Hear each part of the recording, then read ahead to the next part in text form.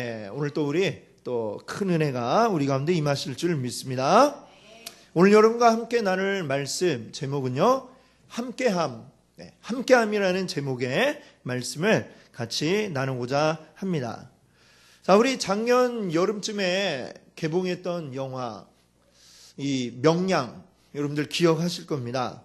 이순신 장군의 그 큰 승리를 거두었던 명량해전을 이제 영화화했던 그 영화이죠. 자, 근데 이 영화를 보기 전에 참 궁금한 게 있었습니다. 도대체 이순신 장군은 어떻게 12척의 배를 가지고 330척의 그 왜군들을 물리칠 수가 있었을까? 정말 말도 안 되는 압도적인 차이가 아닙니까? 12과 330. 330이 돌아가면서 이렇게 한 대씩만 때려도 그 배들이 그냥 다 산산조각이 날 것 같은데 도대체 어떻게 이겼을까? 이거 너무나 궁금했습니다. 그리고 이 부분은 실제 그 이순신 장군이 그 썼던 난중일기 거기에도 불과 그냥 한 몇 줄 정도밖에 남아 있지를 않다고 합니다.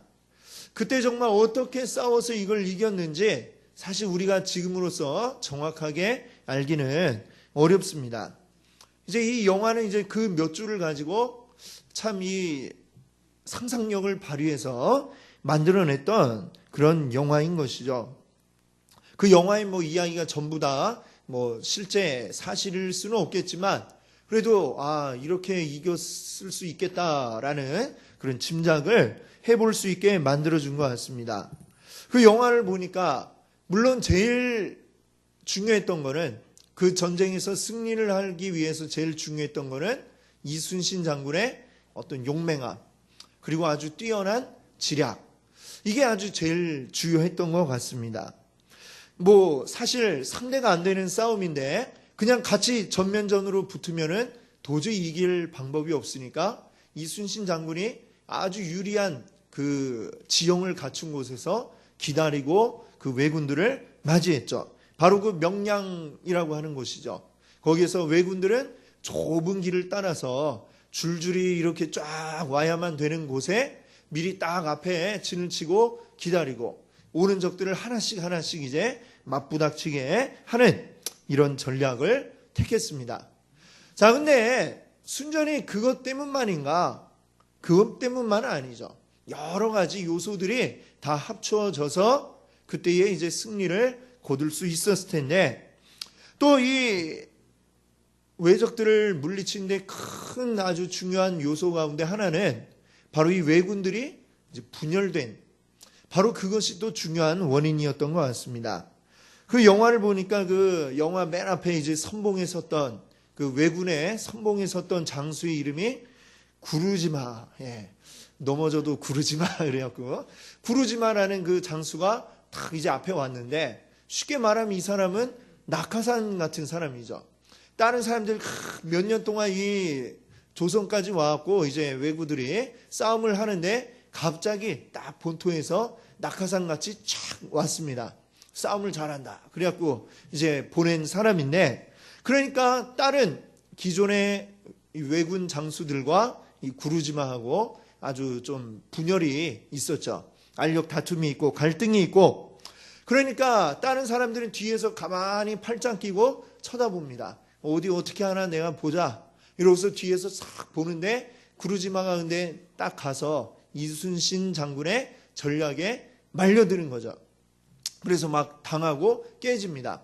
비록 그 앞에서 좀 깨졌다 하더라도 나머지 배들이 굉장히 많지 않습니까? 330척이었는데 다 같이 우르르 몰려들었더라면 또 어떻게 이순신 장군이 당해낼 수 있었을지 알 수 없는데 근데 이 사람들은 이 갈등이 있다 보니까 그냥 아이고 잘 됐네 이렇게 쳐다보면서 그냥 팔짱만 끼고 있다가 우리는 후퇴하자 이러고 그냥 내버려 두고 자기들끼리만 후퇴를 했던 것이죠. 그래서 그날에 이순신 장군이 아주 큰 승리를 거둘 수가 있었던 것입니다. 자, 뭐 왜구들 뿐만이 아니라 사실 이 세상에 존재하는 모든 사람들이 그렇습니다. 자기 혼자 잘났다고 아무리 뛰어난 사람이 있어도 혼자서는 아무것도 할 수 없다는 것이 이 세상의 진리인 것이죠. 사람은 사실 굉장히 약한 존재입니다. 이 지구 위에 존재하는 다른 동물들과 비교했을 때 우리는 어떤 다른 동물들보다도 뛰어난 것이 거의 찾기가 어렵습니다. 다른 동물들처럼 몸에 털이 많아갖고 겨울에 따뜻하게 지낼 수 있느냐? 그렇지도 않습니다. 그냥 맨살 뿐이라 옷을 입어주지 않으면 우리는 겨울을 나기가 어렵죠.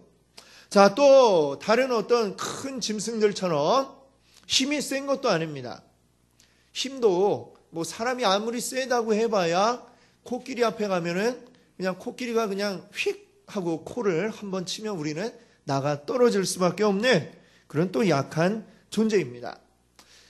이가 강하다고 그래도 호랑이만큼 강하겠습니까?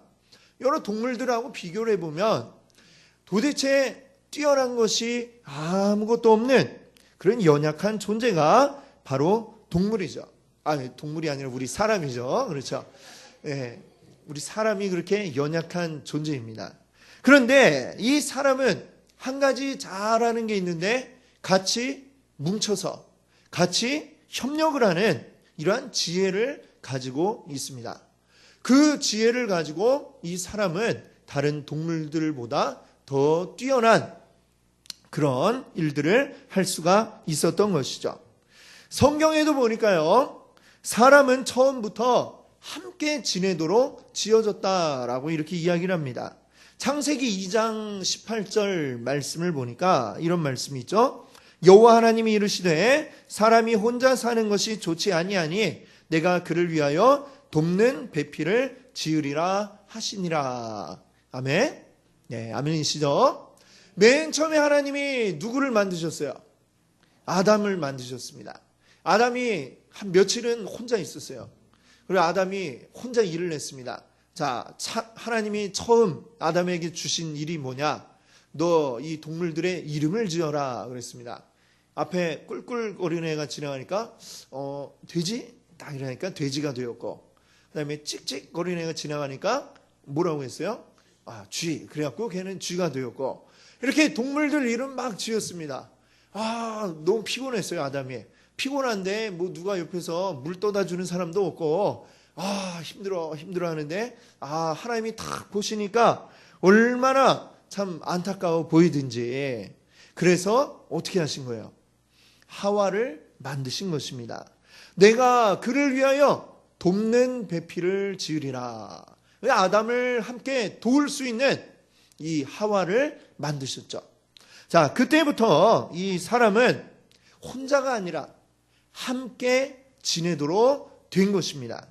자, 어떤 남편과 아내뿐만이 아니라 모든 사람은 함께 어우러져서 지내도록 그렇게 된 것이죠. 그래서 유명한 말이 있죠. 아리스토텔레스가 한 말인데요. 사람은 사회적 동물이다. 이런 말을 했습니다. 사람이 가진 특징, 사람은 사회를 이루면서 함께 공동체를 이루면서 어우러져서 살아가는 그러한 존재다라고 이렇게 이야기를 하는 것이죠. 자, 오랜 시간 사람이 그렇게 사회적 동물로서 함께 공동체를 이루며 살아왔는데, 사실 현대에 와서 이런 기본적인 틀이 깨지는 경우들이 많이 나타나고 있습니다. 대표적인 게 은둔형 외톨이라고 그러죠. 이것이 이제 일본에서 처음으로 이제 발표된 개념입니다. 자, 이것은 뭐냐? 사회생활을 전혀 적응하지 못해갖고 집 밖으로 아예 나가기를 두려워하는 겁니다. 집 밖에 아예 나가기를 굉장히 힘들어하고 어려워하고 계속 집 안에만 머물러 있죠. 그 중에 더 심한 사람들은 아예 자기 방 밖으로 나오지를 않습니다. 부모가 밥을 차려주면 밥만 먹고, 부모하고도 꼭 필요한 얘기 아니면 몇 마디 나누지도 않는 이러한 사람들을 이제 은둔형 외톨이라고 이야기를 합니다. 자, 전에도 한 말씀드렸지만 우리나라는 어때요? 굉장히 일본과 가는 게 흡사합니다. 일본에 생기는 사회적 문제, 시간이 조금 지나면 우리나라에도 그대로 나타나죠. 우리나라에도 이런 분들이 굉장히 많아지고 있습니다. 사실 집 밖으로 나가지 못하는 그 사람 마음도 굉장히 힘들고 어렵겠죠. 괴롭겠죠. 근데 누가 또 괴로울까요? 그 사람도 괴롭지만 그 사람을 지켜보고 있는 가족들, 이 가족들은 정말 더 괴로울 것입니다. 도대체 집 밖으로 나가기를 하나? 그냥 밥만 차려주면 밥만 먹고 낮에는 자다가 밤엔 일어나고 뭘 하는지 혼자 불 켜놓고 뭔가를 한참 하고 있고, 자, 그런 가족을 볼 때에 이 나머지 가족들은 얼마나 걱정이 되겠느냐라고 하는 것입니다. 사람이 잘 지낸다고 하는 것은 혼자서 잘 지낼 수는 없는 것입니다. 함께 어우러져서 공동체를 이루고 그 속에서 함께 살아가는 것이 우리 사람의 생리이고 그것이 자연스러운 것인 줄 믿습니다. 하나님께서는 이 자연스러움을 위해서 우리에게 가장 작은 공동체, 제일 작은 공동체로 무엇을 주셨을까요? 바로 우리에게 가정을 주신 것입니다. 그리고 이 땅 가운데서 우리가 하나님 나라를 또한 맛볼 수 있도록 또 하나의 공동체를 우리에게 허락하셨는데 그것은 무엇일까요? 바로 교회인 것입니다. 교회는 어떤 곳입니까? 하나님 나라 백성들이 모인 곳이 곧 교회입니다. 우리가 얼핏 생각하면 내가 하나님 믿는 것, 이건 아주 개인적인 일인 것으로 생각이 될 수도 있겠죠.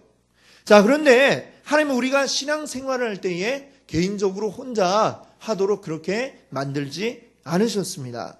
그리고 교회를 만드셔서 교회 안에서 우리가 함께 신앙생활을 하도록 만드셨다는 것이죠. 다른 종교들, 지구상에 있는 다른 종교들을 보면 다 개인적인 것이 필요합니다. 개인적으로 파고들게 됩니다. 불교만 봐도 어떻습니까? 내가 뭔가 깊은 단계로 나아가기 위해서는 뭘 합니까? 우선적으로 출가한다고 그러죠. 집을 떠나고 속세를 떠나서 산속에 있는 산사로 들어가게 됩니다. 거기에서도 더 깊은 단계로 내가 가야 되겠다. 그러면 어떻게 됩니까? 아예 진짜 깊은 산속 혼자 동굴 속에 들어가고 뭐 합니까? 벽만 쳐다보고 가만히 앉아 있다가 그러고 1년이고 2년이고 계속 뭔가 깨달음이 올 때까지 그러고 있는 것이죠. 자, 이게 바로 다른 종교들의 방법입니다. 혼자서 깊은 뭔가 정진을 하고 수련을 하면 뭔가 깨달음이 오고 그러면 그게 곧 이제 그 종교의 정수를 맛보게 되는 것이죠. 근데 기독교는 그렇지 않습니다. 혼자서 저 깊은 곳에 들어가 뭐 기도할 수도 있겠죠. 그러나 그런 것은 어쩌다 한번. 대개 우리의 신앙의 생활은 어디에서 완전해지느냐? 함께 어우러져 있는 이 교회 가운데서 완전하게 이루어지는 줄 믿습니다. 신앙생활이라고 하는 것은 관계 속에서 이루어진다는 것이죠. 나 혼자 산속에 들어가고 주여 외쳐봐야 거기에서는 우리는 참된 신앙의 진수를 맛볼 수가 없는 것입니다. 이 공동체 안에 있을 때에 내가 온전하게 성장해 나갈 수가 있는 것입니다. 교회는 마치 하나의 가정과도 같습니다. 우리 한 가정 안에 부모가 자녀들을 돌봐주면 이 자녀들은 그 돌봄 속에서 자라나죠. 자라나고 성장해서 언젠가는 또 어른이 되고 그 아이도 언젠가는 부모가 되고 그렇게 되는 것입니다. 자, 부모가 다 못 볼 때에는 또 형이나 누나, 언니 이런 자들이 또 동생들을 돌봐주고 이 가정 안에서는 서로 간의 돌봄이라고 하는 것이 늘 있게 됩니다. 그리고 그 돌봄에 어떤 대가를 바라지 않습니다. 내가 동생 봐줬으니까 오늘 일당으로 하루에 5만 원 부탁드립니다. 이렇게 아버지한테 이야기하는 그 언니는 없다는 것이죠. 우리 가정 안에서는 아무런 대가 없이 정말 사랑으로 돌봐줌이 있게 됩니다. 왜요? 가족이니까요. 교회도 마찬가지다라고 하는 것입니다. 이 교회 안에서 먼저 믿기 시작한 자들이 마치 부모처럼 아니면 형님처럼 언니처럼 그 뒤에 믿기 시작한 분들을 돌봐줍니다. 그리고 이끌어줍니다.